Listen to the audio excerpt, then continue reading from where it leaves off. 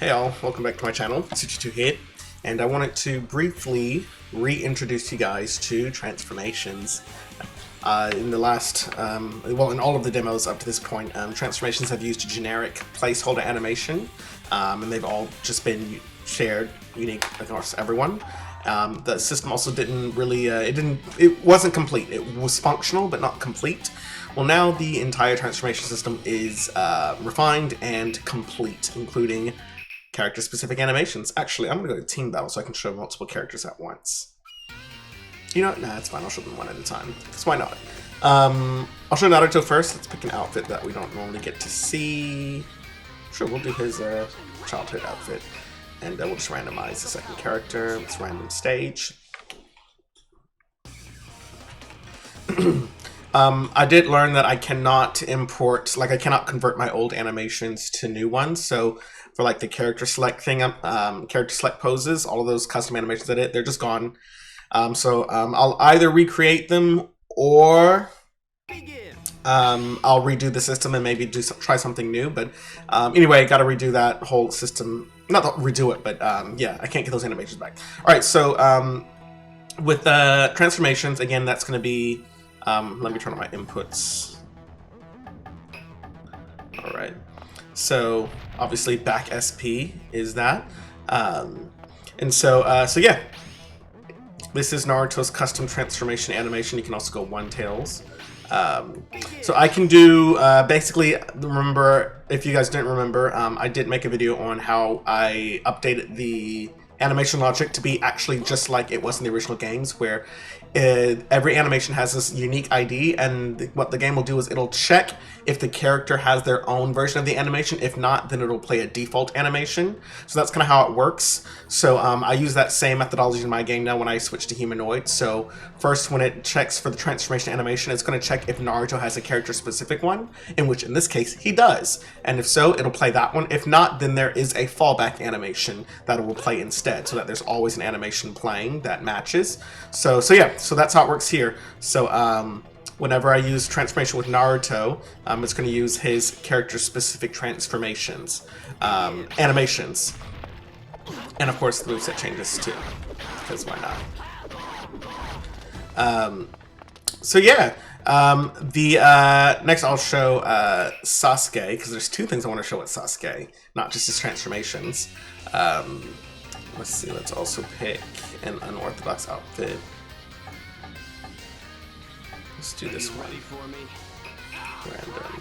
Random. So, two things I want to show off for Sasuke.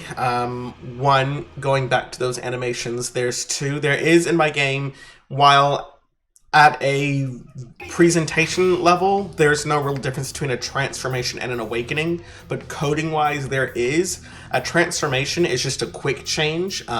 It doesn't have any, the transformation is purely cosmetic in terms of the animation. An awakening usually is followed by an aura burst, which will actually double as a attack, a knockback. So for example, Sasuke transforming into Sharingan is considered a transformation in terms of just opening up his Sharingan.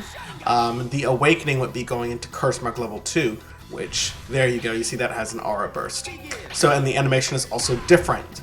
So the cool thing is with this, I can do, again, custom transform or custom awakening animations. Again, this is checking if Sasuke has a character-specific transformation animation with the Sharingan, and then they're checking if he has a custom awakening for the Curse Mark level 2, which he does, of course, for both.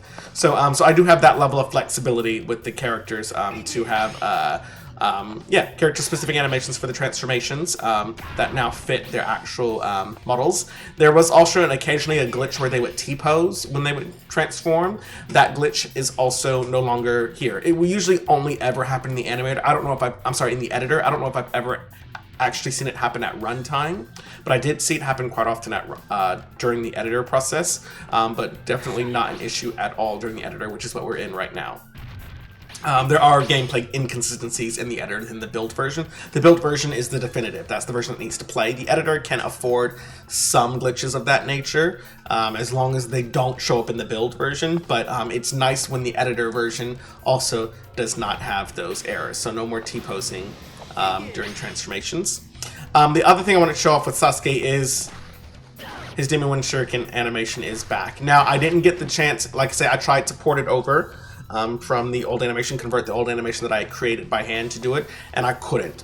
So that's just not going to be a thing that's possible, unfortunately. Any animations that I built in Unity specifically, I will not be able to use on humanoid rigs, unfortunately. So what I ended up doing was I took Iruka's animation, because Iruka and Mizuki throw giant shuriken. So I took that one, and then I added a spin to it. And that's pretty much it. So taking their normal throwing animation and putting a spin on it, recreated the Sasuke version. And again, this animation, for those that don't know, this is a canon move. From in the original Clash Ninjas, he just ran and he did he just threw kunai while he was running. Same move as Kabuto. It was really stupid. Like, he's never done that in the anime where he just ran and threw kunai.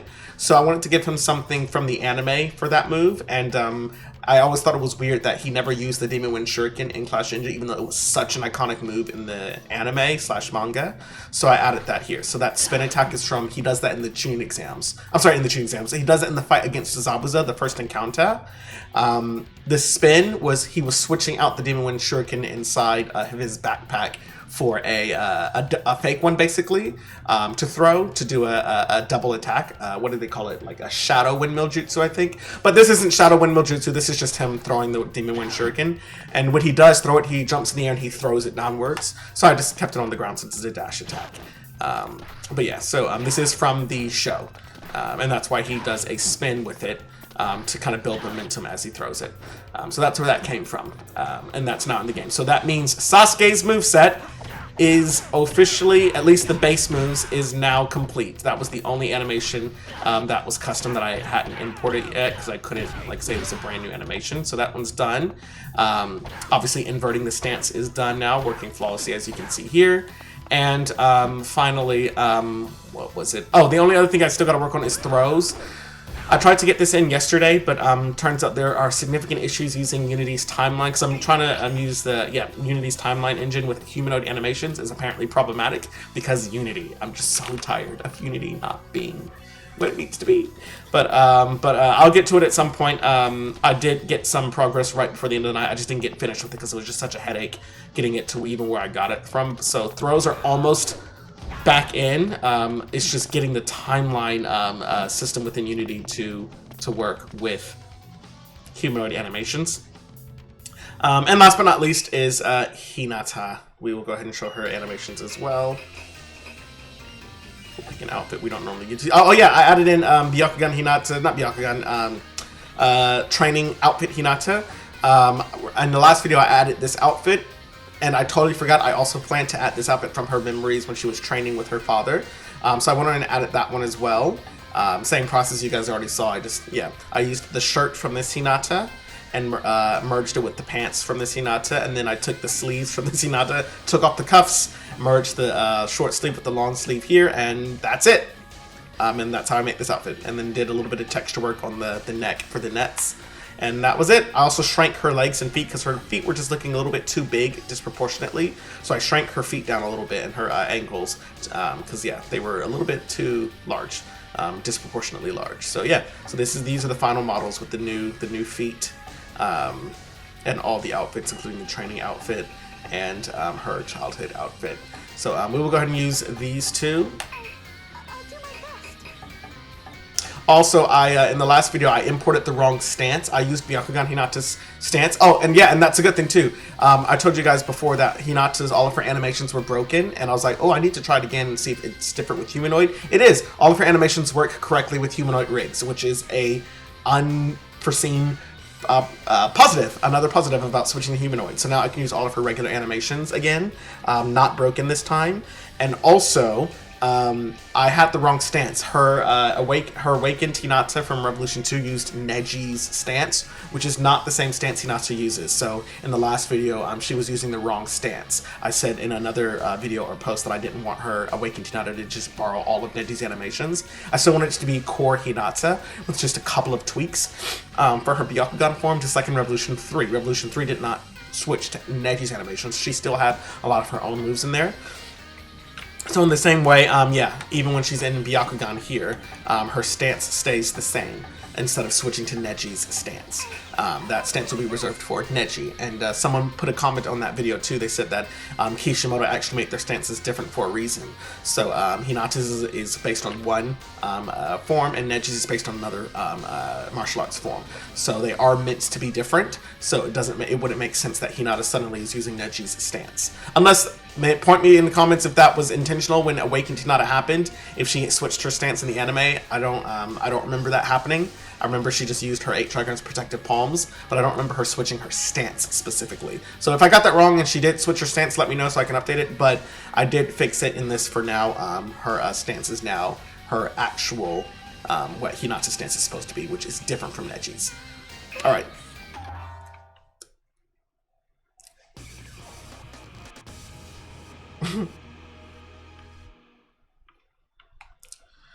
Okay, the reason I want to show Hinata is because obviously in the original games, Awakened Hinata as a child was a separate character from regular Hinata, so she never had a transformation animation. However, in Revolution 3, they added Awakened Hinata for the first time as a Shippuden variant called Byakugan Hinata. Now, she's not the same as Awakened Hinata. She is a little bit closer to Neji, which I didn't like as well. So in both younger and Shippuden variants of Byakugan Hinata in my game, it is still going to be a little bit more close to Hinata's base moveset, just with the added hacks of Byakugan, which I will get to that in a second, just to rehash. But in terms of her animation, in Revolution 3, they did give Hinata a unique Byakugan animation where she puts her hands up and does the Byakugan pose. And so I added that one from here. And I also have her do the hand signs for Byakugan. Yep. Sorry for the slowdown, computer side. Yeah. So she turns into her Byakugan. And yeah, I just think it looks cool too. So this is from Revolution 3 Hinata, and obviously it works just fine on younger as well, thanks to humanoid animations. I don't have to worry about the feet not lining up. It's just cool seeing her actually do it in the show. Or in the show, in the game. Anyway, the reason why I said I wanted her moveset to be a little bit closer to her original moveset and then Neji's to be close to his is so that way, instead of Byakugan making her fight like Neji, turning on your Byakugan gives her gentle fist moves, which drain chakra with every hit. Let me turn off chakra recovery to show you guys. I'll leave P1s on. Why is that still... Oh, that was block. I meant chakra recovery. That's what I meant to be on. Reset. So if you look down there, oh, my Byakugan's not on, so it's clearly giving her chakra. But when I turn on Byakugan, it drains chakra. So that's the actual hack. And only with hand attacks, like a kick will still be normal, because kicks are not gentle fist. But any attack with the palms, which obviously these are just placeholder moves in the W moveset. These would normally be palm attacks. Any palm attack will do gentle fist, as you can see by the blue aura around her fist. That signifies gentle fist attacks, which drain chakra, versus that will not happen when Byakugan is off. So there will be pros to using Byakugan. Also, Byakugan will give you the ability to block from behind. So normally you cannot block from behind, but if her Byakugan was active, she'll be able to guard from behind because she can see 360 degrees. So so that Byakugan will have hacks. It won't just be cosmetic like previous games. There will be an actual purpose of using it. But there will also be some downsides to it. I haven't decided what I want the downsides to be. In the show, they do get exhausted from using Byakugan, so I want to add that into the lore of the battle system, but I haven't figured out how to do that yet, or decided how to do that yet. Like, it could be like having less HP, but that's not exactly how it works. So I'm thinking maybe affecting chakra recovery. So since you drain chakra, you also don't gain chakra at the same rate. I was thinking maybe that. But anyway, we'll see. I may go the less HP route, since it is a matter of, getting too tired, so you run out of stamina quicker. So if you have your Byakugan active, you'll run out of health quicker versus not having it active. I might go that route, but we'll just see. Like I say, I'll figure that out when I get there. Hinata does not use Byakugan in Season 1, so it's not something I have to think about until Season 2, which is when Byakugan Hinata gets announced, and as well as Neji. So anyway, That's really it. That's all I wanted to showcase in this video, is that the transformations are reintroduced now with character-specific animations that are super easy to add. Like, remember when Killer Bee transforms, he does the wee!